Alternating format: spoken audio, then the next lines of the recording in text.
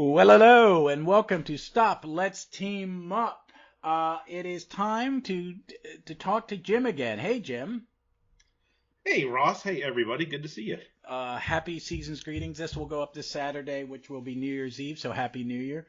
And Indeed. Happy New Year to all. yes, and we are going to be talking Legionnaires Book Two, this big, thick trade of Legion goodness. It's been a while since we talked, and I'm glad we are, because I read this Christmas Day in between Rankin and Bass specials. Nice. We found a YouTube video that was 7.5 hours of Rankin Bass specials and the period commercials that went with them. Excellent. It was a lot of Excellent. tacky fun. And But you can't go wrong with 70s commercials. No, my wife was like, "What are those cars?" It's like, "Oh yeah, I forgot you're a baby." But we're going to talk Legionnaires Volume 2, which is let me just give you the basic containment, what's in it. Is Wade just starting to write it? The writers are Wade, McCraw, Pyre, and the illustrators are Lee Mulder, Jeffrey Moy, and then a whole bunch of second stringers. Yeah. So this was the second half of the first year of the combined arc of Legion of Superheroes and Legionnaires just after the 0 Hour reboot. So if you remember, the first volume of this started at the 0 issues, right? That reintroduced and retold the story of the Legion's founding, but this time for the reboot. And it went about 6 months worth of issues between both of the titles. So you had about 24, 25 books collected in there. And so that's roughly 6 months of storytelling. Yeah.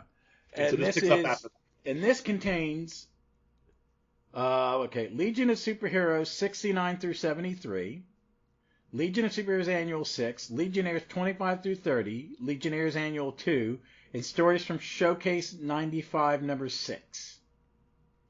That makes it sound like there's not a lot in here. Yeah, it does, because it's only like, 5 titles, 5 individual issues from each of the Legion ongoings, plus 2 annuals, one of which is mainly just a bunch of vignettes and it's zero. Kind of like a weird secret files in a way. Yeah, almost. But I guess this was, this is a tried and true Legion tradition for the last, 20 years at this point, right? Where you have an issue every 5 or 6 years that kind of gets you to know the characters, right? And maybe even tells their intros and stuff like that. Which I think is a good idea. You wouldn't have to reboot your continuity if you had some exposition from time to time to refresh. I'm a firm believer in the old way of telling comics is every issue could be someone's first. Absolutely. You have to do it. I think that's, the old crank me, that's how you ruin a comic book. Get off my lawn. Yeah, get off my lawn. But it's like, it's simple. As I read older comics, and I'm not even talking, these are late Bronze Age. Are these considered modern age? This is mid-90s, so. So it's 90. It's the naughty 90s, and this is still written with a lot of exposition and some, dialogue and some character development. Yeah. How dare you? Yes, I know. But let's start with this, because it's a lot of it. As I've read the first one and I read this, I remember why I, as someone who is a Silver Age, and then Levitt's Giffen is my sweet spot, that I accepted this without question from the first issue, because they rebooted it, but then they kept giving me little seeds and this is our version of that story, except we're going to tell it differently. So we got the Composite Legionnaire. Yep. And he's a Durlin, he's not in the, is he an android or something in the original? I can't remember. I wish I'd thought about this before we started. Yeah, because it's the Composite Legionnaire back in the day is a mix of Superman and Batman. Yeah. And so it's very, very different. It's very different. He's a Durlin and he's evil. You've got Lightning Lad losing his arm. Yep. I just covered that in the regular issue, the Moby Dick of Space, which absolutely. It sounds even worse every time I say it. But it was a great comic book. It was absolutely. A great comic book. Yeah. And you have what is considered one of the classic of this era is the White Triangle arc. Yes, absolutely. So, and while we're talking about their and own, this is unique. That story, we talk about retelling of tales. We get the other big one in this, which is Roxxas and the destruction of Trom as Which part I of this. think this is a better version of it. And it's 100, yeah, because that old Silver Age version was, space pirates totally decimating a planet. That kind of doesn't make much sense, but okay. Yeah. Except I do like the 5 years later version of Roxxas, who's kind of where you're going, oh, you're terrifying. You killed Block, which pissed me off. Yeah. I mean, I guess they were kind of trying to turn him into the Joker of the 30th century, but which was kind of strange. But it kind of worked in some ways too. I mean, Giffen was really pushing an envelope. Yeah, that's for sure. Yeah. So, but I just forgot how different but similar these were. And this is what I think is really just kind of amazing, right? And this is, the first volume of this was mainly, here are all the Legionnaires and here's what they do, right? And here's how they work together. Yeah. This was a very, very cohesive arc of stories that not only told this, unfortunately, like we were talking about earlier, still relevant tale of racism that still, I mean, it reads well, even, 35 years later or whatever the hell it is. Is it that old? It doesn't seem that old. I mean, this is mid-90s, so 94, 95 time frame. So that makes it almost 30 years old, I guess. Oh my God. And it's still so relevant and well told, and not only well told from just a regular storytelling perspective, but how you tell comic ongoing stories in that way as well, because you have this main narrative arc that pulls from stuff from before, from the first volume. Yeah. But it also plops a lot of seeds along the way that will then germinate into these other big story arcs that come in the years following this. It's very, I'm going to use this term for this because it's Claremontian. Okay. Claremont is the king. Claremont, and I'm a big Steve Englehart fan. Englehart did it too. Englehart dropped clues. He wrote the first Avengers chunk I ever read, but his West Coast Avengers like that. His Silver Surfer is like that, where I'm going to introduce you to characters. You're going to pop in and out and they're there for a reason. They have a thing. And it's been a while since it's been months since we did the first one. So it was like a fresh start, but it's like you're seeing really amazing character development in this. Yes. Saturn Girl, when she's reading the mind of the Durlan, which in this first issue, which has got lovely Mike Collins art in it, I will say that. I'm a big Mike Collins fan, as I read every issue of Doctor Who. I've at one point owned every issue of Doctor Who magazine.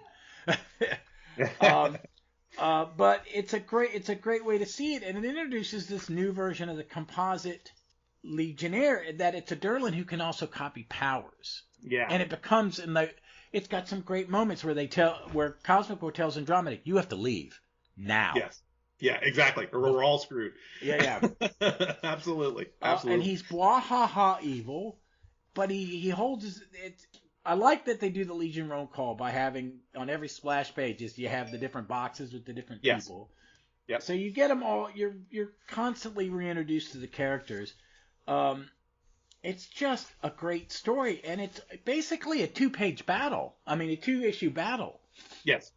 And we're just about Composite Legionnaire. Yes, exactly. Yeah, it's just 2 issues of, you get to see XS show off. I forgot she was in this early. I was like, really? And then Saturn Girl is knocked out of the Legion. Yeah. It's just a great, and that's just 2 issues. Is it? Yeah. Is it? Yeah, it's just 2 issues. Yeah, because we have to set up the whole capability of, a big component of this arc is the fact that Imra is out of action, basically. She's been, reduced to the mind of a child, right? And as part of that, we get introduced to Micah Avon, right, who is her mentor character from Titan. Yeah. Who comes to he is in the Legion title in this as part of this continuity all throughout into the DNA run. So we see him quite often, and he's a very important character, or he turns into one, I should say. Yeah, and it's just you're getting more backstory for them instead of this is my planet I'm from. We all have the power, the simplicity of the Silver Age, and it's just a great story. And and how she kind of disintegrates him with her mind. She killed him? No, she petrifies him. Yeah. Basically puts him out of action, because I can't remember if it's this same character or one of the other three, because remember there are three of these Durlans that have this power. Yeah. We're introduced to another one, a female one, much, much later down the road, post LSH 100. And then there's even another one that we see somewhere in the neighborhood of Legionnaires 53 or 54 or something like that. It's after Violet comes back with her growth powers that we see this character. Okay. So. Yeah, they are right. They do write characters in and out of this title very quickly in this first year. Yes. And then you have the annual, which is year 1. So I guess they were doing this because this is 1 year into after 0 hour.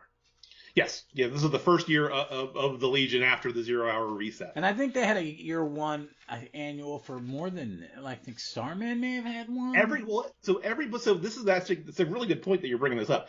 Every DC title that was a part of the mainstream universe at the time had a year 1 annual of some kind. Okay. Depending on what it was doing, it kind of tied into different things. This one, the Legion of Superheroes annual that was in here, it's really, like we were talking before, more of an intro to the team, right? It's got little stories and then like secret file pages, which are some of them are great. You got a great Adam Hughes triad. Yeah. Chris Sprouse, Saturn Girl. Yep, absolutely. In fact, Lee Mulder there's a lot of good Adam Hughes art throughout this book, actually. So in addition to the pinups, you have a lot of the covers, the Legion of Superhero covers, are done by him, and also the Kinetics intro story in this is also. I'm sorry, no, Alan that's Davis. That's Alan Davis. Alan Davis, yes, that's what I was thinking. I'm sorry about that. And I'm not the biggest Stuart Inman fan.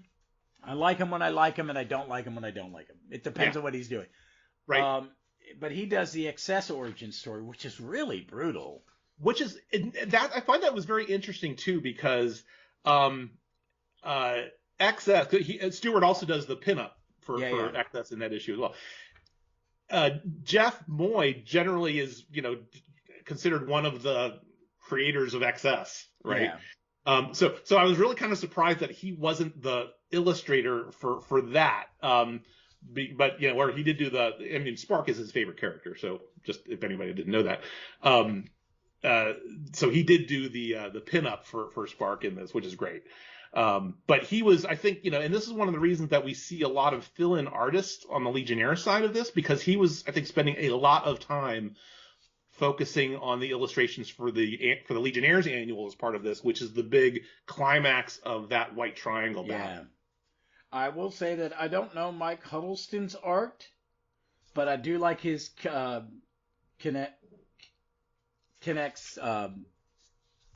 pinup. Oh, the pinup? Yeah, I like that a lot. It reminded me very much of Gene Ha.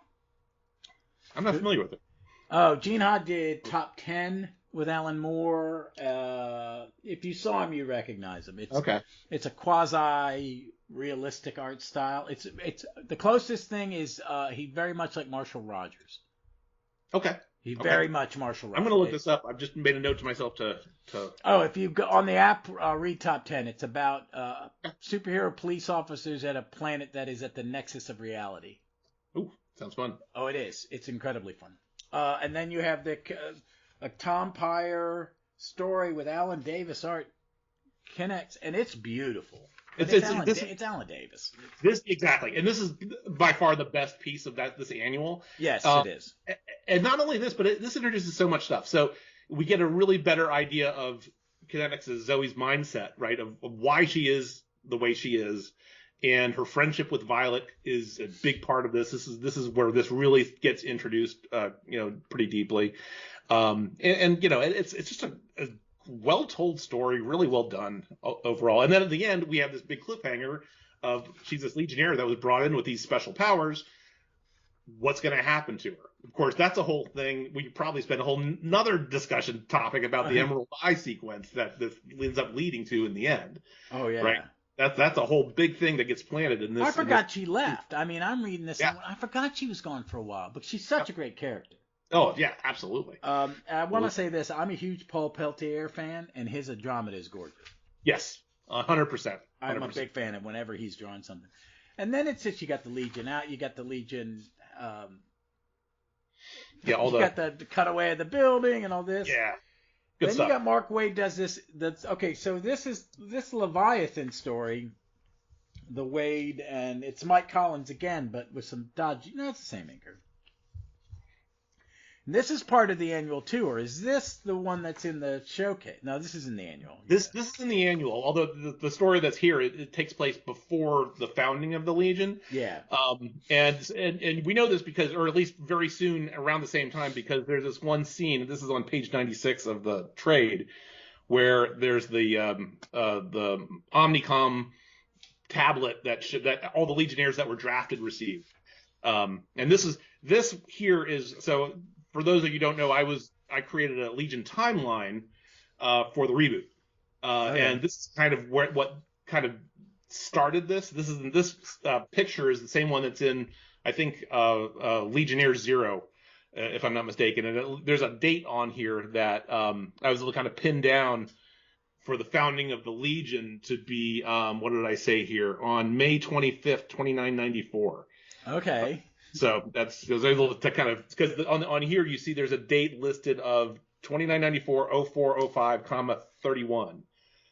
So which to me says end of May 2994. Therefore, the attack on Brand and the founding of the Legion happened a little bit before that, right? So that's kind of where I got all that. Okay, that's cool.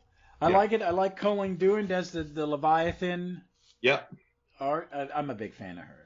Yeah, it's really good. It's really good, and it gives a little bit nice backstory on Jim Allen.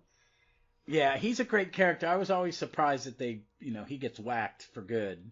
Yeah. And then this version of Siobhan, it's a very different version. I like this version. Yeah. A little bit older, a little bit more self-assured, and none of the puppy love stuff. Yeah. So exactly. Then that's the end of that. So the Andromeda, this Andromeda, which is by Bo Smith and Mike Huddleston, is that from the show? This is the showcase piece, isn't it? Let's see. Let me swing forward here a little bit. So the Alienation of Unification story that's in here. Yeah. Yeah. So Mike Huddleston is the pencils on this. Yeah. Written by Bo Smith. Edited unfortunately by Mike McCavity, but we won't hold that against him. Yeah, we should actually mention that at this time the entire Legion line was edited by the awesome Casey Carlson, who really took the time with Mark Waid, with Tom Payer, with Tom McCraw to really lay out what happens in this first year and even into the second and third years of what happens here. Yeah, because it's tightly plotted. Yes. There is no fluff. Yeah, and one of the things that they did, I think we talked about this on the last episode that we did about the first issue, is that when they did the reboot, they did a little like a writer's retreat kind of thing, and they laid all this stuff out. And here's what's going to happen, and here's all these characters. I don't think you would do that. See that detail here. Yeah, I don't think you would do that nowadays in comics. No. I don't think the editors have the power that they Exactly. There's a reason it's all in the hands of the writers now, unfortunately. Well, I don't think they should hold their feet to the fire a little bit. Exactly. Right. That's what I'm saying is I guess the writers have great ideas, but if they let them run amok, then they're not all good ideas. Yeah. So. Well, I mean, we discussed that last time we talked. We talked about Bendis's, and it needed. I blocked that out. I was drinking after that episode. Yeah, I know. It was just so. It's like you need an editor. But these are nice little show. I liked Showcase. It was a tryout book for artists. Some of them are better, which is weird. I'm looking at the Science Police one, Learning Curve. Yeah. I know Wade Van Gruber is an inker, not a penciler. He's an okay penciler. Yeah, I mean, it's serviceable. Yeah, it is. It's I found it interesting that they actually included these stories in here because, I mean, both of the stories don't have any impact on the overall narrative that we have on here. I think it's the nerd in them. I think they do that because we're in the era of the omnibus and mapping of collections and yeah. Sometimes when they redo an Omni, they remap it. I was watching one near mint condition, and he was like, "Oh, I'm so glad I'm buying this because they remapped it because the first one was atrocious." And I forget what it was, and it was like and then in the same episode, I think he did another episode, he prefers the epics of the X-Men because they're mapped better. I went, really? And it was like he was doing, he was talking about, it wasn't Inferno, but it was a big event. And it was a huge epic. It was like the biggest epic I've ever seen. And it was like, it's the whole arc jumping from different titles because that's the way it should be, but it's not, it's not mapped that way in the Omnis. And these are really well, I was thinking I was going to start seeing the diamond or the triangle. Yeah, I don't think that happens until either the very end of this book or into the next. Yeah, I looked at the last cover. It doesn't have it yet, but I love that era of this and of Superman. I'm waiting for them to do the Diamond era in Omni form. Yeah, and Batman, because Batman did the same thing. Did it? Oh yeah, that's right. That's right. But that goes right into, then we get into really the White Triangle story. First, we get to see they start to make Tina and Joe's relationship. And I liked it. This is one of the relationships that transfers from previous timeline to this timeline. Well, it's really interesting that you mentioned this, because this is something that and people who know me online, mainly on the Twitter and the Mastodon these days, know that I'm not a fan of this particular relationship as it evolves over the reboot. Okay, I'm just taking it on this, that they're taking time to show it be created. Instead of one panel, I'm in love with them. What the? Exactly. Well, because that's the thing, though, right? Is that this happens kind of fast, right? From this love relationship perspective, because it's only a few days, honestly, from the time they first meet each other to when they're meeting on top of the Washington Monument. But you know what? I'll tell you what. When I was rereading this, I was like, okay, I'm in. At this moment, it's cute to watch, and it's and the other thing you have to realize too is that if you remember when we spin back the wheel a little bit, go back in time a few years and into the 5 years later era, we didn't have Tina because she was gone, right? Yeah. Because she was, when they started 5 years later in '89 or whenever that was, she was mysteriously lost in an explosion. So we had like essentially these 50 issues of Joe pining and searching for Tina, who may or may not be lost across time and things like that. Yeah, and then it ends up the one in the 20th century is not even her. Yeah, exactly. So it was all a big bait and switch anyway. So to my mind, I think this is the Mark Waid going back and saying, you know what, we need to correct this, and we're going to put these two back together from the jump. And so because there's a whole thing here where Ultra Boy has this relationship with Spider Girl, and and there's a little bit of contention there, but he's truly in love with Tina, absolutely. Yeah, but I mean, they make you earn it, and I'm forgetting who was Spark's admirer. It is Cam, is Reek Gaggle. Okay, I was like going, is it Violet? Are they? No. So when this was coming out at the time, because I was mainly a lurker on the online community back in America Online back in the day. This is when this time was going on in the Usenet groups. There was a lot of speculation about this very topic, right? And a lot of people were like, "We loved Ayla Vi in the 5 years later. We want this to happen again." Of course, people are saying, "Well, these are kids. They shouldn't be doing that kind of stuff." Well, you know what? Kids don't don't give a shit what you think, Grandpa. Exactly. So, guess what? Kids are gonna do what they're gonna do. Exactly, and they always have. Yes. But I think it's that slow burn, because we're building up to something that's really dark, and these are like, we got these guys in the exoskeletons that are the white triangle guys. Basic. Yeah.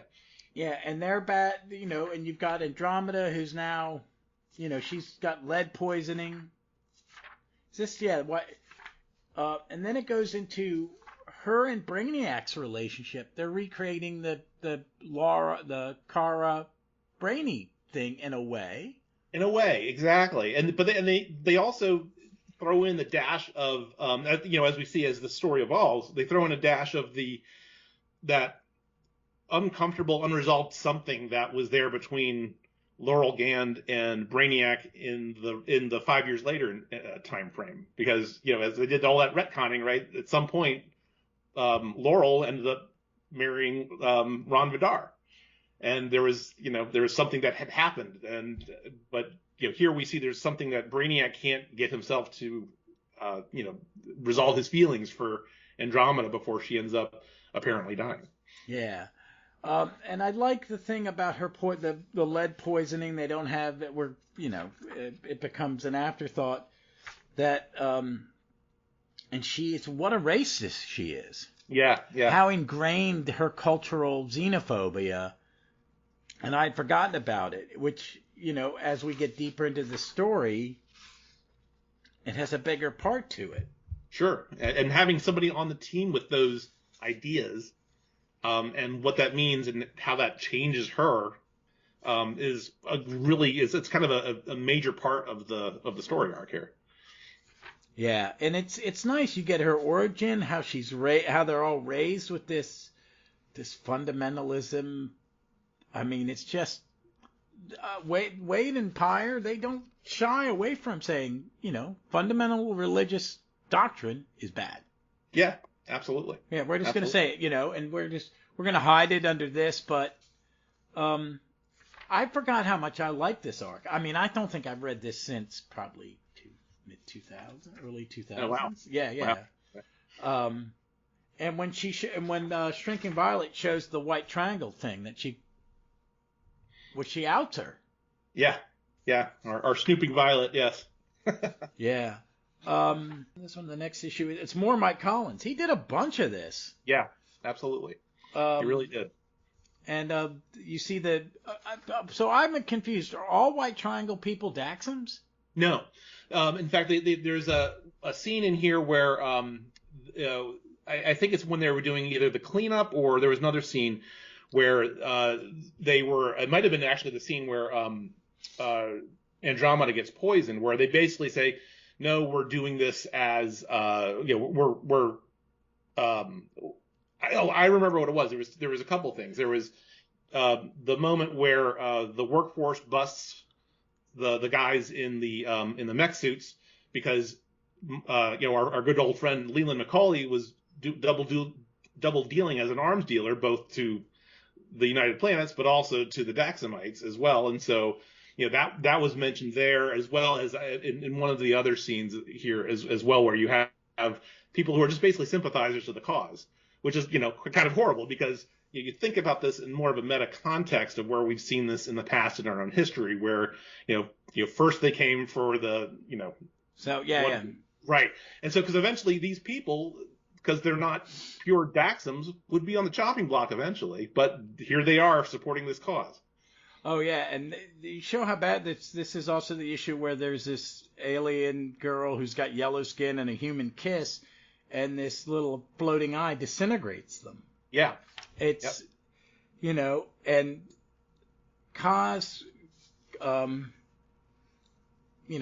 her out on it, calling out Andromeda, and then Roxxas, this is when we find out, well, this is someone else, Oben Dur, but that's her mentor. Yep. But then we find this isn't the first appearance of Roxxas. It is in the reboot. This is in the reboot. Is okay. Yeah. I mean, there may have been a little like a cameo of him as a character in the background, but we never understood who he was. Yeah. Here we know exactly who he is, and the fact that he's a Daxamite is. Should be setting up red flags for all of the long-time Legion fans out there. Oh yeah, I think it's better to have him as this. I mean, I think it makes sense. It makes more sense. It does, and it as you said earlier, space pirates, destroying Element Lad's planet is kind of it's a '60s. Yeah. Quick out. Yeah. Oh, pirates are always bad, but are they real pirates? Yeah, and in some ways, and not in a very obvious way, but it also kind of makes a callback to the Great Darkness saga, right? When all the Daxamites were under Darkseid's thrall. Oh God, and that right? And we talk about payoffs. It's like I remember that coming out, and we didn't know he was Darkseid until the end of that issue when they're shaping the planet. And you're like, what the fuck? Oh my! Why haven't they done this before? Reveal. Yeah, exactly. But I like this because this is the longest. The bulk of this volume is the White Triangle story. It's like 8 or 9 issues. Yeah. Yeah, and this is a story that we were, and it's called out here when I think in the issue where we get introduced to the Espionage Squad, where this was that seed of the White Triangle that was planted in LSH 0 way back when, so 6 months earlier, right? The attack on R.J. Brand was done. I mean, it might have been a coloring issue, or they might not have figured out what they were doing at the time, but there are pink triangles on the attackers of the would-be assassins. To RJ, right? All of their jumpsuits have these triangles on them. Yeah. So the idea for doing this was set up a long time ago. Yeah, and that Roxxas is an ambassador, and he is of equal, because the cliffhanger of this one is Kaz walking into the president's office, and there's Ambassador Roxxas. Yep. And then we go into now. The next issue is that we really just basically get to see. Well, we're introduced to Trom, to Jan's parents, to the people of his planet, the Espionage Squad, and Kinetic is on her way to try to get her powers back. Yep. And she ends up being. But she ends up being kind of caught in the wake of the destructiveness of these hyper actualized Daxamites. Because let's take a spin back real quick. The reason why these Daxamites are let loose is because Andromeda has given the formula for her cure from lead poisoning to Roxxas, who has then given that to all of these other people. His henchmen, and now they're good. Now they're getting let loose and going berserk on the galaxy. They're blowing up stargates.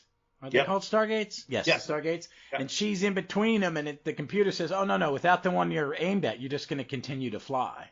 Right, and then as part of this, then as part of that, we discover that R.J. Brand's relationship with the Tromites is what makes the Stargate technology happen. Because they can create inertia or whatever the isotope they need. Yes, exactly. And so it's the fact that they're destroying all of these things, it's so instead of being in the original Silver Age and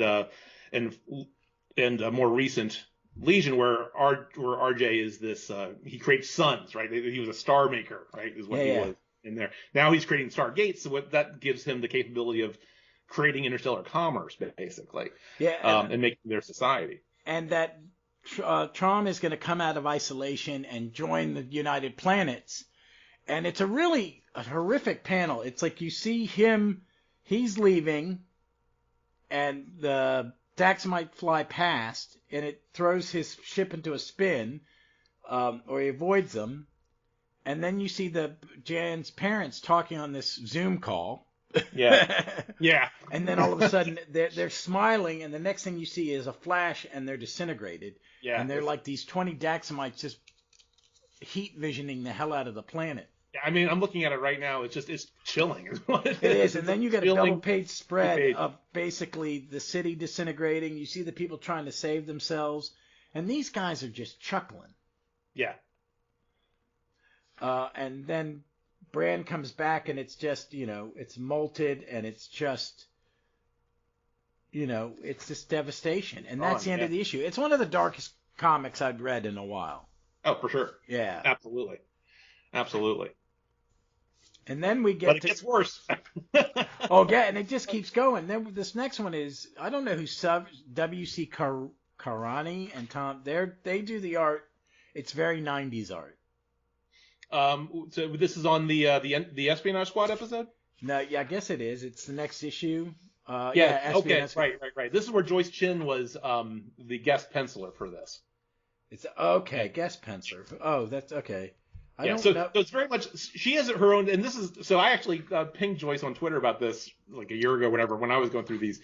And she has a very specific style, right? A lot of big hair is going on here.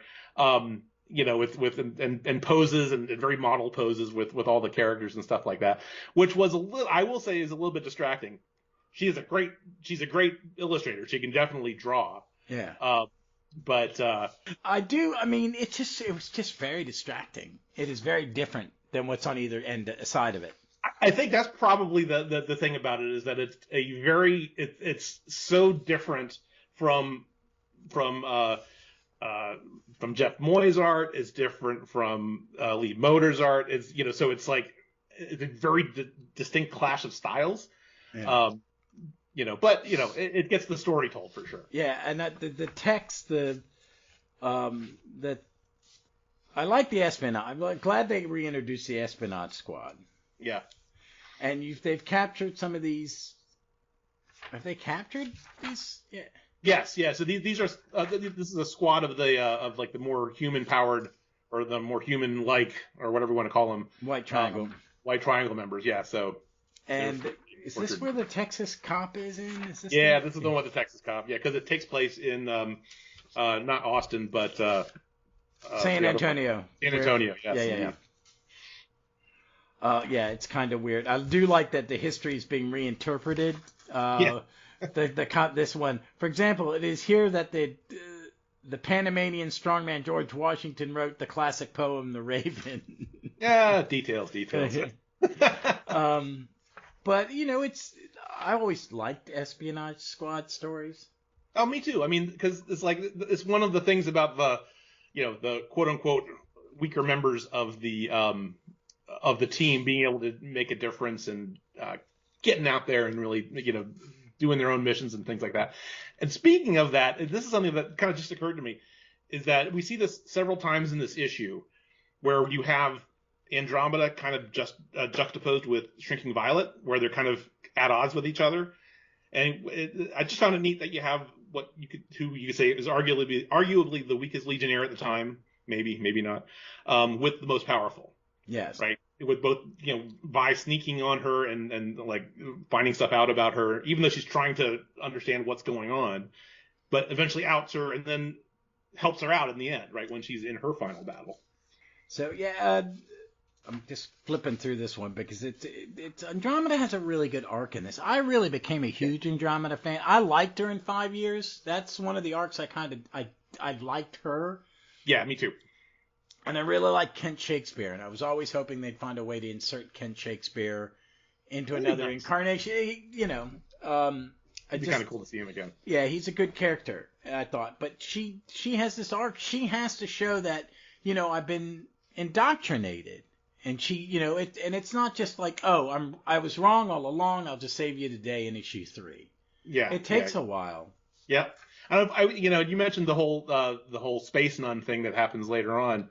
Unfortunately, that never really got developed any better, but that was during the McAvaney days of editorship, so a lot of stuff didn't get done as good as they should have. Yeah, it was always something I thought they should have finished up or played more into, to where a person of faith, I'm not a person of faith anymore, but when I was reading these, I still was a little bit.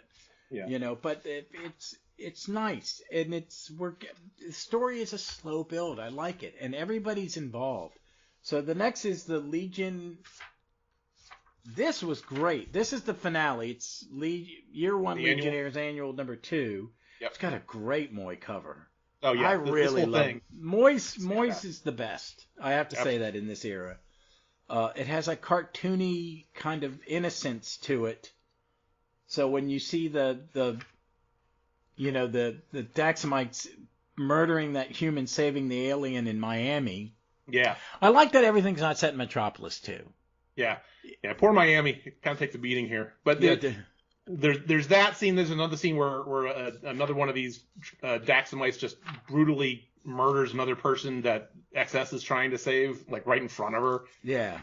Just stuff that you was like, the content kind of contrasts with the style of the art, which I thought it was fine, because I think this is a great way to, if you're going to take the argument of, the Legionnaires title was designed to be the one for, more entry level for kids to pick up and whatever, due to the art style, having this content, this really serious content being portrayed in here is awesome, I think. Yeah, and the Force Work team is popping up. I keep forgetting that certain members of the Legion are in another team in this series. Yeah, the workforce, yeah. But every bit of this is just, the fight between Andromeda and Roxxas is awesome. Yes. When she throws him into the wall and he has to pull himself out of the indention. Yeah, absolutely. And Garth is trying to convince, or bring Saturn Girl back. Yes, which he does, and that was another charming little thing, where of course because the two are meant to be together, right? So it's fantastic. And then when you get into we'll probably get to this a little bit later, but we talk about the fight between Roxxas and Andromeda, right? They're going at it, and then eventually kind of Violet saves her bacon to help Andromeda seal the deal. Oh, the Eiffel Tower in space. Yeah, as a weapon. And then I had forgotten that an apparition Tenya died in this, or looks like she died. Right, and this is really cool. So there's two things that I have to say about this whole sequence, and one of which around apparition's role in this issue generally is that what I don't like about this is that she doesn't really do anything. When you look at the whole battle, she's just kind of hanging around with Joe. Right, she's just hanging out. She's not, because she can't really do anything against these Daxamites. So her presence is just kind of there, right? And so, then of course she gets fried, which is kind of a very shocking moment. And obviously at the time when I was reading this originally, I thought this was an amazing statement to make, and in some ways it's like I kind of wish they would have kind of kept her dead. Just from the dramatic impact of that, right? When also sometimes the senseless death. Yes. Yeah, but yeah, of course, make it mean something, right? Yeah, because in this case, sometimes death is sad. I mean, sometimes you die for nothing. Yeah, and that's the horror of it. Yeah, and here she's just hanging around, really trying to support her boyfriend, and then she ends up dead. But of course, now I'm going to go point this out. This is on page. Oh gosh, let me see if I can. Page 273 of the collected edition here. Yours has page numbers. Mine does not. I'm looking at the digital. I'm sorry. Oh, okay. In the upper, so this is where you can tell. And this moment here, this page is why I love this book so much. It's why I like this creative team so much, and tells you how far ahead and how much they were planning things. The second panel, where Joe gets knocked to the ground, and Tenya floats down to talk to him and comfort him and get him back up on his feet. He says this script, and this is what I didn't notice this until reading this a couple of years ago. Joe says, "Who's asking? There's 3 of you." And as we find out later in the book, she's half Kargite. I forgot that. I forgot all about that. I'm glad I haven't read this in decades. Right. So, that's one of the mechanisms that they use to bring her back as a character. And so, I have my own personal feelings about how, the couple's relationship kind of went down the line. But, lines like that, just little nuggets like that you just read over, right? I'd reread this story several times over the last 30 years. I didn't notice this until a couple of years ago reading this, and I was like, holy shit, these guys seriously were plotting this out to this crazy degree so that they had all these springboards for stories that they were planning another year down the road, right? I mean, that's really amazing. This is how you write a comic book, an ongoing comic book. This is how you do it. Yeah, it's just a nice setup, and then Andromeda just beating the hell out of Roxxas. Yeah. And this is where we get to see the 3 Legionnaires. The founders are back together in control, and you get to see my guy. I like this Jan. He's not my Jan. Saving the day. He's not my Jan because Abner Lamming really just tanked him. I mean, and I have no problem with it. I think you have to. I understand why they picked him for the tragic person. And and sometimes you have to kill a character, and you have to taint. I mean, he went insane. He was alone for thousands of years. It's like when Hal became Parallax. People go, why would he do that? His hometown got nuked. Of course he would go bad. No one's that nice. And Hal was never that nice. Yeah, you know what I mean? It's just some people break. Yeah, exactly. Yeah, and I guess I'm okay with it. I mean, I'm not okay with it. I'm more or less okay that his body is used as a host for Garth. I'm like, what the? That was a whole other thing, So while you mentioned that, right, this is why I'm much more of a fan of this creative team at this time of the Legion versus Abnett and Lanning, who I know a lot of people love, and there's a lot of really good reasons to love that creative group, right? Because I mean, they did deliver a lot of really good stuff. Yeah. But so to your point, right, the whole Jarth nonsense, right, was introduced in the Legion Lost in year 2000 or whatever that was. They didn't really come back and address that for like another, I want to say 3 years, right? And actually, I don't think they ever really finally readdressed it. They just kind of brought it back. And here you have a situation where you have these plot elements that, I think I even found another plot element that they seeded in here. So I think I have like a total of 7 different plot elements that were introduced as part of this book, just this book here alone, that are picked up within the next year or two, right, and addressed. Versus, one of my big problems with Lanning and Abnett was the fact that they would introduce these little things, and then it would be like 50 issues, not 50, they didn't last that long, but it would be it would be down like the road years later until you saw it addressed again. Well, I think it's they create it and then they go, oh shit, we never finished that. Now we got to write it. Exactly. That's another Claremont thing. It's like, oh shit. But I like this ending. It's the last Traumite, and he creates the corridor of Stargate, and they zap all these Daxamites to who knows where. Right. Some red sun planet where they can't do any harm. Mm-hmm. It's just a great big Legion save, and you got all the Force Works people. And then Joe brings her, and then you have the 3 statues. And I'm like, man, they're only 7 months in, and they've whacked 3 people. Yeah, exactly. And we haven't met the new Quantum Kid yet, have we? No, we did. So he was in the first. So he was in that. No, first but I mean volume. his sister. We haven't met her sister yet, has we? We haven't met her. We have not met his sister yet. Right. She comes in I think on the next year or two. Yeah. Okay. Because I really like her as a character. Oh, she's great. Yeah, she's a great character. Yeah. And they have that.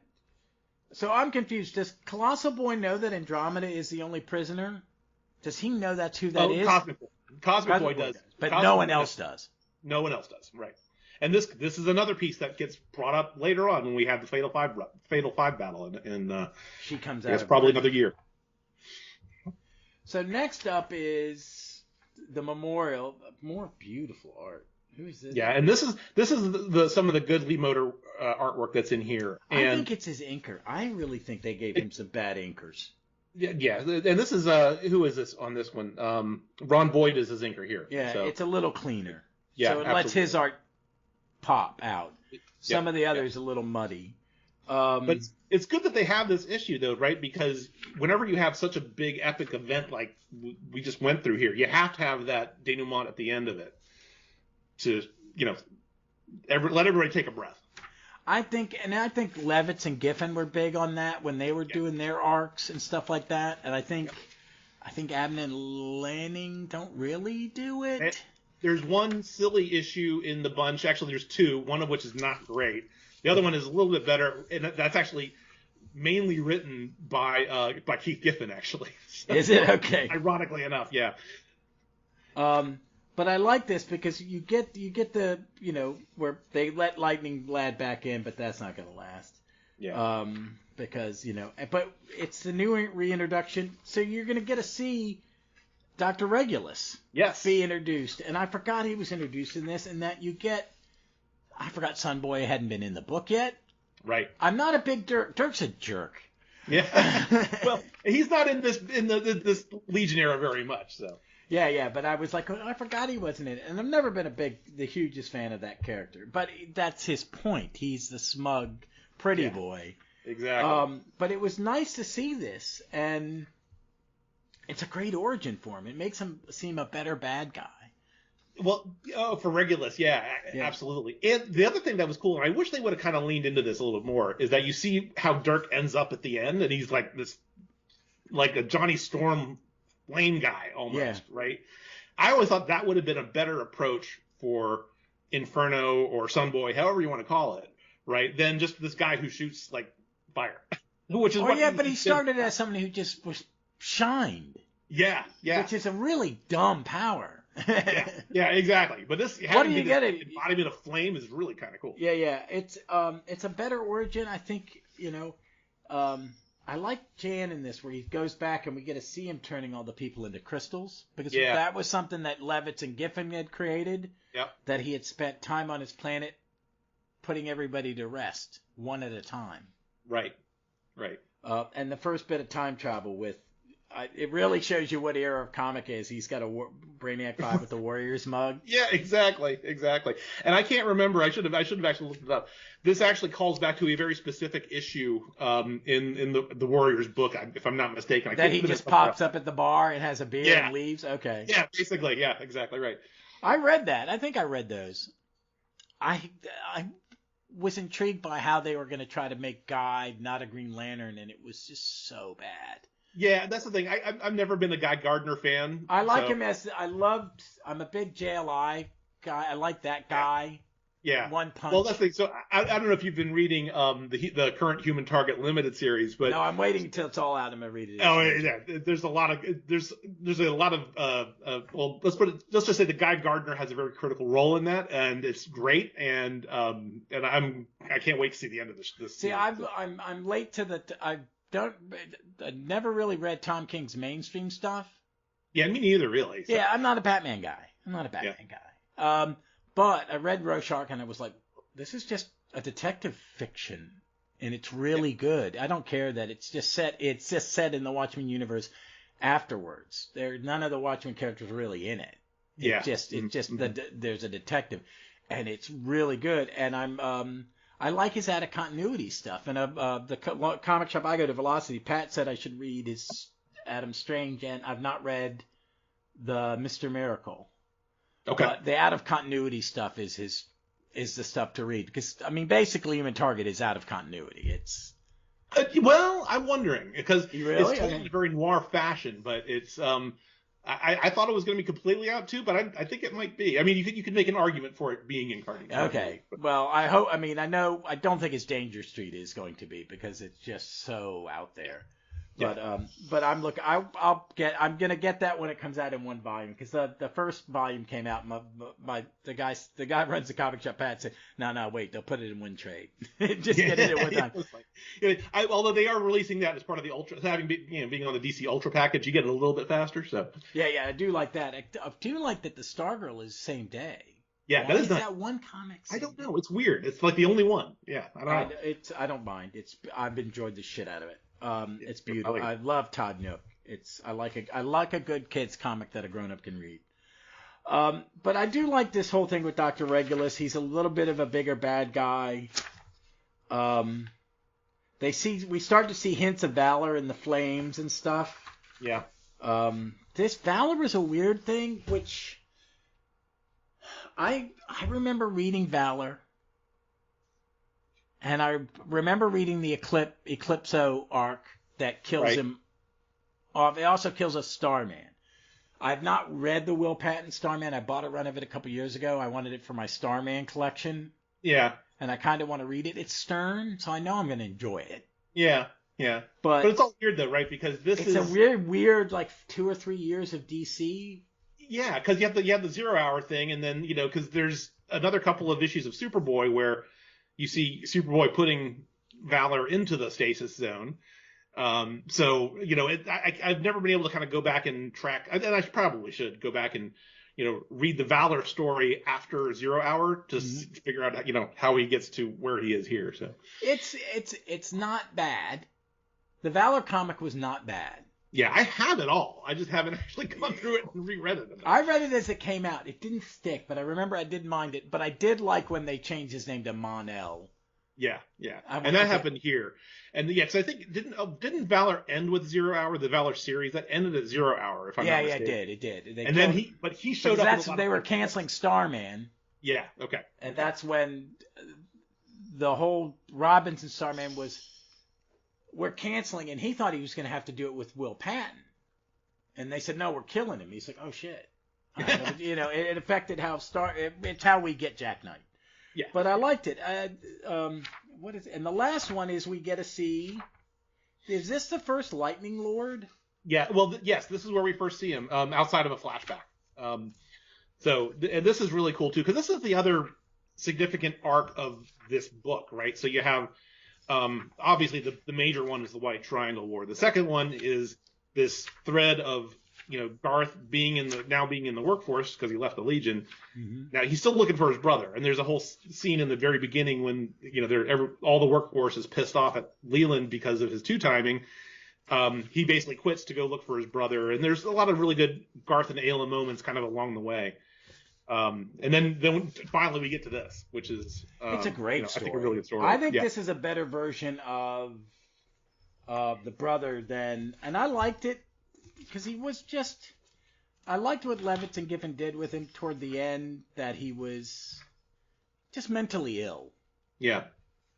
But in this one, I think he's the brother who just acts to be a bad guy because you've got that one sibling. You got that one sibling who's just a dick. Yeah. Exactly. Because and it may be for good reasons or stuff, but all the cultural stuff and all the other stuff.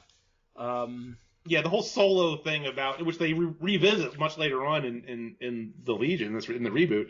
Is it nature, is it nurture? About how he's a bad guy. At the end of the day, it kind of doesn't matter. He's just and he admits it himself. He's like, I'm just a bad guy. Yeah. And we get some more valor in it. I like this. Is it all? Did they finally get good inker on Motor? For a while, yeah. Yeah. So there's a consistency to the art.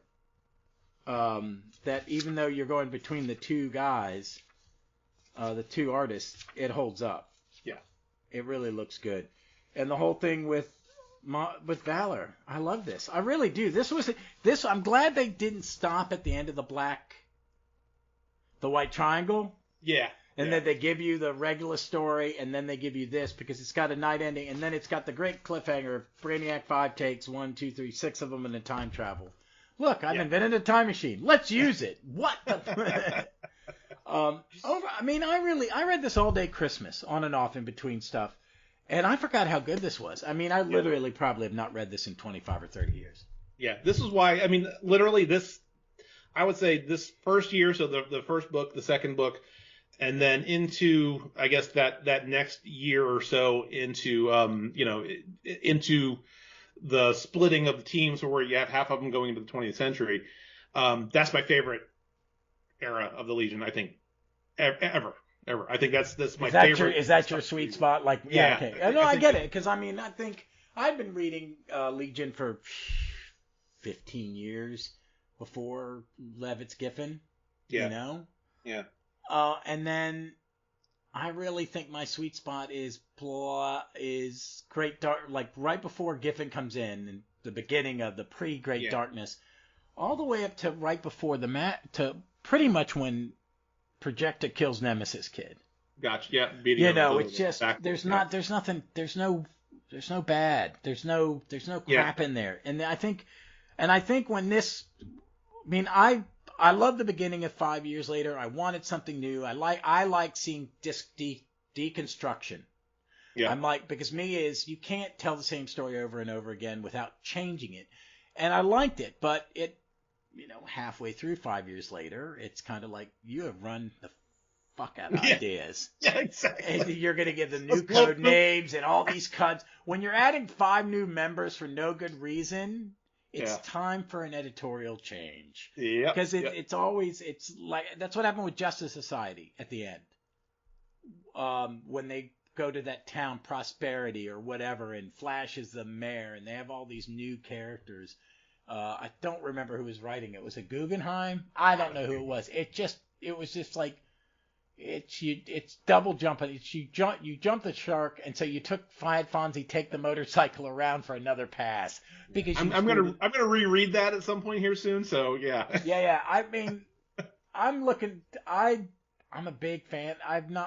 would like to get the archives. I have all of it in trades, the second half when they came back out as Justice Society of America, I have all those trades, right? The hardcovers, because I got to have the Alex Ross covers. But I accepted this as Legion from the get-go because it is so true to the core value of what I like in Legion, and it was a retelling. Yes. And even though I've read the first Wade arc in the 3-boot, which I'm glad I read it. You know what I mean? Yeah. I had to get. There's about 6 issues in. You got to get over. Oh, okay. Now it's all making sense. You're just slow. Yeah. Slow build. But I need to read the next one. But this one, to me is an equal. I don't. My favorite is still probably the Cockramon. Sure. Well, you gotta understand. This is where I started reading the Legion, though, is the thing. So this is also another part of the reason why it has such a high esteem. Had you read? And I'm going to ask you this. You probably told me this, but refresh my memory. Did you read any of the Levitt Giffen before, or did you start with this? I started with Zero. It's a new book. Let me try it out, and you. Yeah. And then what happened was I got really kind of invested in these characters, on a per character basis. And then I started collecting back issues of whatever, right? And I was so new to it, I didn't know there was this Baxter version and the 5 years later version and all this other stuff, right? I was just picking stuff that looked interesting in the back issue bins. And there was so much good stuff there. It's like you can't help but not enjoy this team. Oh no, I'm doing the reread, and I'm up to the next one. This Wednesday's episode. This guy's we're recording this, and it's gonna drop on Saturday or Sunday. And then it's the one I'm doing now it's the first Insect Queen. Okay. Which is just an 8-page story from a Superboy.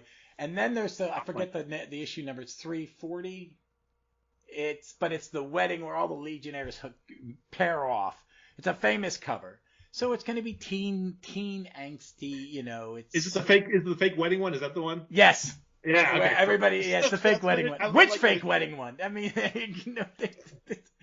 I'm glad I'm doing multiple parts, because I've got a couple 2-parters coming up, which is good. I'm getting into the 2-parter era of the Silver Age, pre Jim Shooter. But okay. That just means I'm really close to Shooter's Swan, and Stalag in Space, Surprise Mysterious. Computo. That's one of the first Legion stories, Silver Age ones I read, because they had that 5-issue Legion of Superheroes reprint book, and I read the 2-part Computo in that. Nice. Which is one. It's one of those. If I ever saw those, that 5 issues, I would buy them as floppies just to have them. Cool. Because there were these weird reprints my brother would hand me. DC's Most Wanted, and the early '70s Secret Origin. Which those are good books.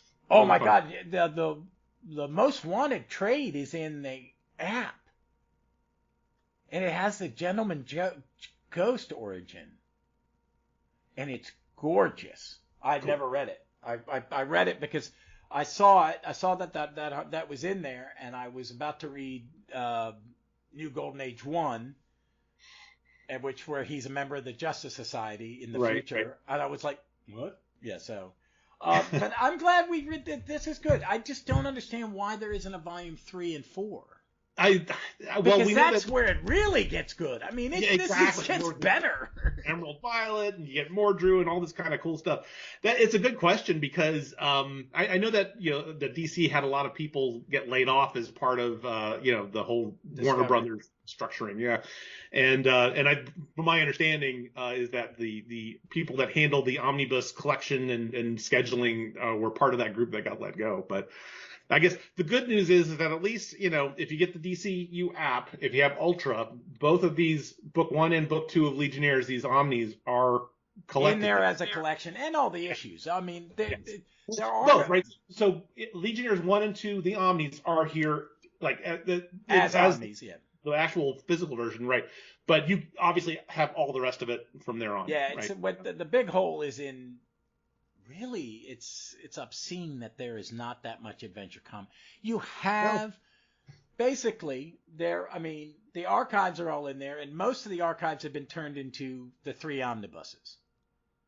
That's about half the omnis, maybe more. Yeah. Yeah, that only goes up to like right before the 70s, basically. Oh, it just goes through the Action Comics. It's kind of a hodgepodge, because once you get to the end of Adventure, it's kind of it's all over the place. Yeah, it's all over the place, but it is a backup. It moved to Action as a backup. Yeah. And they were short stories with a lot of George Tuska art. And I think where the cutoff really is for these books is around the Cochrane era, or the Cochrane era. Cochrane, right? Yeah. Well, the archives go up to Grell. Yes, yeah. Grell and Cochrane are in the archives, but the Omnis stop before then. That's way okay. But there are 4 trades that go which are basically Archive 14, 15, 16, right. 17. Yeah. Then the Deluxe Great Darkness, and then the Curse. Yeah. So but I'll tell you what. Straight. Those archives that have the Grell and Cochrane stuff, those are the most expensive ones if you can find them out there. I found my 13 for $25. Oh, shut up. I don't think the fucker knew what it was, and I went, looking around going, no one see this, no one see this, because I've been looking for years. Okay. But that stuff's not in the app, is it? No, it is not. It's insane. You've got a scan of it. Just frickin' publish the scan. Yeah, I know.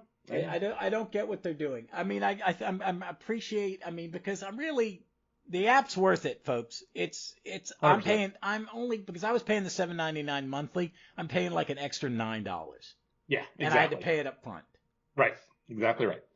That's the only big difference. And there's so much really good stuff in it. There's a lot of Golden Age popped up. The Golden Age Batman and World's Finest is in there. Stuff I've never read. And I'm like, you know what? Maybe I'll read it now. It's worth it. Yeah, I'm not buying. The only Golden Age I've bought really is Starman, Justice Society, and All-Star Squadron, and Seven Soldiers of Victory. Because I like Golden Age characters. I just don't really. Some Golden Age comics are a little tough to read. Yeah. Well, I did this week's. I compared Stargirl 2 with Leading Comics 2, and some of the racist stuff in with Wing. Yeah. And thank God that Vigilante's Chinese sidekick wasn't in it. I got a double dose of yellow racism. Yeah, I don't know if that's the reason that they haven't really started doing that yet, but who knows? I think they're going to have to. I think that too. Because they're going to have to put disclaimers. BBC does it, that this show was made in a certain era and there will be questionable stuff. Yeah. And you just put it as disclaimer. And I think that's what Johns is kind of doing with these new sidekicks, is making, you notice they're all girls or people of color. Yeah. Reading on Stargirl, I did notice that. Yeah. I was like, okay, John gets bashed. Familiarity breeds contempt. He wrote a lot of comic books, and people got mad at Claremont. People got mad at Byrne. People get mad. It's like, why are you mad? Are you just tired of them? Move on. Find someone else to read. We all get bored. I don't know. I like him okay. I think where I get annoyed by him, I guess that's probably the better word to use, because I'll read his stuff if I find that I'm interested enough. Is that he just tends to stay within his own world of creation, if you know what I mean. So it's like he references things outside of it, and we'll pull it in when necessary, but he primarily just stays within. I think that comes from when he was just starting, and I think so too. I think he got burned because his Avengers run is exceptional, and he got fired. I think people went, "You're not good enough." I think he found his groove when they let him take over Justice Society. Yeah, I think his Flash is really good, and that's. I remember. And I think his Green Lantern's good to a point. Yeah, and that's why I remember reading the Justice Society books and really liking them, right? Whereas and that's why I want to reread them again. Whereas I enjoyed the Legion stuff that he did. I wasn't I wasn't in love. His Legion's just okay. I'm a big fan of his, and his Legion. It's like Roy. Ward Thomas is a god. His Legion shit. It's just bad. It's not. You don't have that, Roy. It's not in your bandwidth. Right, for sure. And I think Johns' Legion is adequate fill-in. Yeah. It's just like a really good fill-in, not great. Right. You know, You just but want to I play mean, with toys. Yeah. huh? You know, I don't think he gets it. You know, I don't think Bendis got Legion. I think he thought he got it. Yeah, sure. I think you read it. Doesn't mean you got it. I think it takes you need patience with Legion because you got a lot of people. Yeah, and I think that's why this works is because they had patience. Exactly. You know, they had a lot of patience. I think John's is like his Green Lantern was good until the point to where it's like you cross that 10-year mark and it's like you got to walk away. Yeah, that's I'm a big advocate for shaking up creative teams every like 3 or 4 years. Anyway, I think give someone 50 to 100 issues. Yeah. I mean that's a good length. But then there are people like I think Peter David can write. I mean his Hulk he wrote that for ever. Yeah. And it's pretty good. I mean, I jumped in and out. I was a big Bill Mantlo Hulk guy. He wrote that for 4 or 5 years. But I think, it is what it is. But I like this in this era, like, because I'm a huge fan of post-crisis Superman. I really, really like it. I think the Byrne stuff is a good starter kit. And I'm so glad. And I didn't miss him when he left. I didn't hate him when he was doing it. But I did kind of tend to like the Wolfman stuff. And the Jerry Ordway stuff, and then you got Stern in there. You got Louis Simonson in there, and then you got Dan Jurgens. This is exactly why I'm like wanting to start reading up the Death and Return Super. Because it got the Diamond era, man, is just it was every week you got a Superman.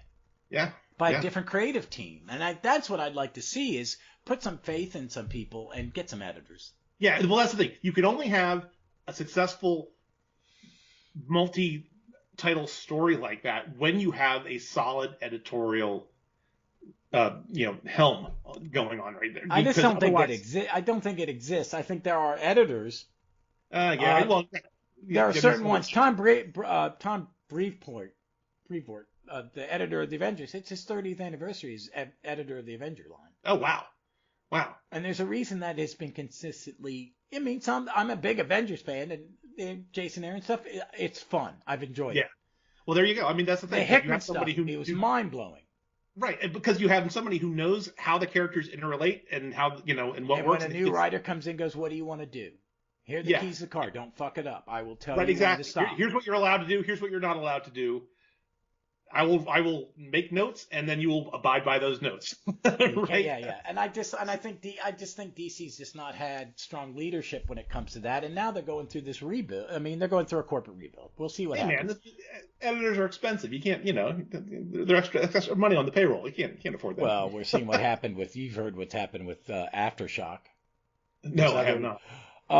They went to Chapter 11, and they've been paying their stars, but they've not been paying anybody else. Yeah, well, and this is an industry that milks the fact that everybody's a contractor now, so they don't feel like they have to pay them, and they don't have to pay their taxes, and there's no, it would be good to have people on staff, just at least the editors. Yeah, for sure.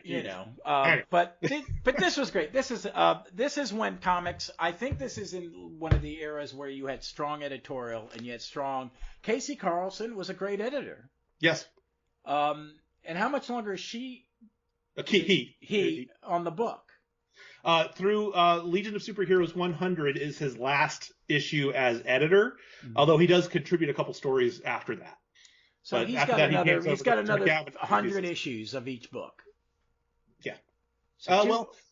So Casey took over right after Giffen left LSH. He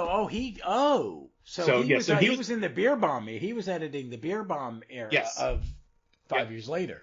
Yeah, that last bit in the 0 hour and then into this up through 100. That's a good run.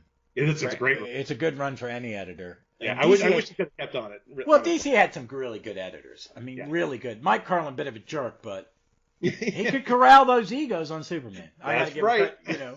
So I'm gonna have you back on the net. We've already know what our next conversation is going to be. It's going to be Star Trek and Legion team up because I got a nice hardback version for my birthday from one of my buddies this year. Another awesome book. Another awesome book. It's really weird that it is a good team up. There's also a Doctor Who Star Trek team up. Yes. That is really good. Oh, I haven't read it. It's my Doctor. It's Matt Smith, and there's a flashback to where Jim Kirk meets Tom Baker. Oh, that's awesome. So it's worth it. Well, hey Jim, where can people find you? I know you started a blog. Yep. So obviously, while Twitter still exists, I am at JimboFett87. You can also find me on the new Mastodon environment, which is where a lot of us are. I'm trying to do both. It's difficult because it is a little bit of a lift, but I'm finding really interesting discussions on Mastodon. I'm Jimbo Fett at mastodon.world over there. I'm having a hard time navigating Mastodon. Yeah, if anybody has any questions, I'm getting to be pretty good at it. So I got to make sure my stuff wants to default to private. I don't know why it does that. Yeah, gotcha. Yeah, there's probably a setting somewhere. I found depending on whichever server that you go to, you might have a better experience. And then my the new blog that I have is Jim's Legion blog. It's Jimbo's Legion at blogspot.com. I guess a couple of years ago, I started doing issue by issue reviews on the DNA Legion starting with Legion Worlds all the way to the end of the run, and just because I was a little bit salty about DNA, as maybe you might have been able to pick up from some of my comments. So I wanted to go and read them and see, what worked and what didn't, and I came away feeling like I ended up really liking everything, but there are some glaring holes in a lot of the spots in there. So, so I have those up. I have all of Legion Worlds actually up on review on the site. Reviews, old reviews or reread reviews? They are reread reviews from about a year ago. Okay. Because that's the good thing about comic rereads, and I use this as a reason to reread old Legion and reread other comics. I just got all 4 volumes of Power Man and Iron Fist epics. It's the whole run. I read that religiously for some reason as a kid, or as a young adult. But folks, check it out. Jim, send me that link, and I will post it when I post the. Because I will not remember that. But check it out, folks. There we go. Jim's got some great ideas. He's got good points of view. He comes at things in a very honest way, which is sometimes my friend Vic, my other podcasting partner for Doctor Who, she's like, you don't like critics, and I think, nah, I don't like criticism. I don't mind critiques because there's something good about everything. Yeah, absolutely. There's got to be, and it's always something is always somebody's favorite. Yeah, absolutely, 100%. There's so, but check Jim out. Jim, I'm gonna have you back on sooner than later, so I can. It's gonna make me. I want to read that, but I haven't found a hole in my schedule to sit down and read it. I'm taking a week off from work, and my wife goes, "What are you gonna do?" He's like, read comic books and not put on anything but PJs. But thank you, Jim, and folks, as always, remember: be safe, be smart. Please, let's go into 2023 being a little kinder to each other. And for God's sake, read some comic books.